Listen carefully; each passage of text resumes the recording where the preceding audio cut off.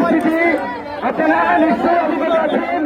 গত কয়েকদিন ধরে বাংলাদেশে যে অব্যাহত ধর্ষণের ঘটনা ঘটছে, প্রত্যেকটি ঘটনার পেছনে ক্ষমতাসীন দলের ছাত্রলীগ, যুবলীগ, শ্রমিক লীগের দুর্বৃত্তরা জড়িত।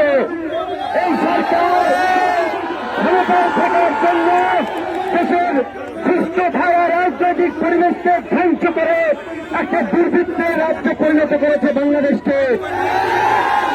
আজকে বিচার ব্যবস্থাকে দলীয়করণ করে জনগণের ন্যায় বিচার থেকে এই সরকার জনগণকে বঞ্চিত করেছে। সে কারণে আজকে বিভিন্ন জায়গায় খুন হচ্ছে, খুন করা হচ্ছে, ধর্ষণ করা হচ্ছে, কোথাও কোনো বিচার হচ্ছে না।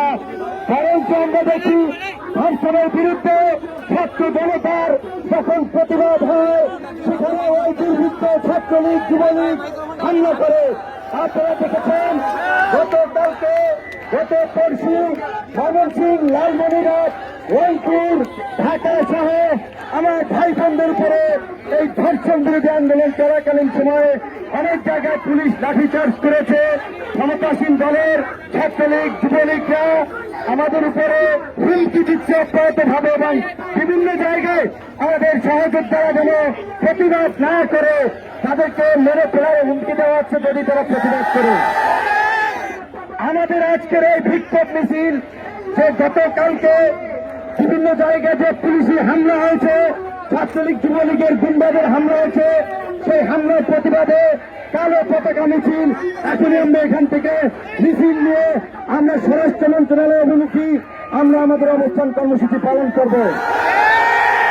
আমাদের আজকের যে দাবি ছিল এই ধর্ষণের জন্য যেন দ্রুত বিচার আইনে বিচার করা যায়, প্রয়োজন আইনকে সংশোধন করে যুগোপযোগী আইন করতে হবে এবং এই ধর্ষণকে পুলিশকে যারা একটি রাষ্ট্রীয় পিকেট বাহিনীতে পরিণত করেছে, পুলিশকে র্যাবকে একটি গুম বাহিনীতে পরিণত করেছে, সেই অপদার্থ স্বরাষ্ট্রমন্ত্রীকে অনতিবিলম্বে পদত্যাগ করতে হবে।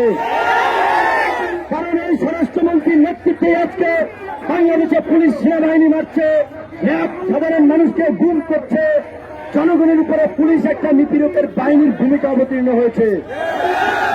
এই স্বরাষ্ট্রমন্ত্রী যদি পদে থাকে, বন্ধুগণ, আমাদের যদি আন্দোলন থেমে যায়, আবার আমাদের উপরে তখন নানা ধরনের হুমকি আসবে, হামলা আসবে। কাজে আমরা একটা কথা বলি, যারাই যে যায় যার জায়গা থেকে এই আন্দোলন করছেন, এই আন্দোলনকে একটি সামাজিক আন্দোলনের রূপ দিতে হবে এবং এই আন্দোলনকে একটি গণ আন্দোলনের রূপ দিতে হবে, যেন এই ঘটনা যেন তরুণ হত্যার মতো কিংবা সাংবাদিক সাগর রুনি হত্যাকাণ্ডের মতো প্রতিবাদের মধ্যেই সীমাবদ্ধ না থাকে।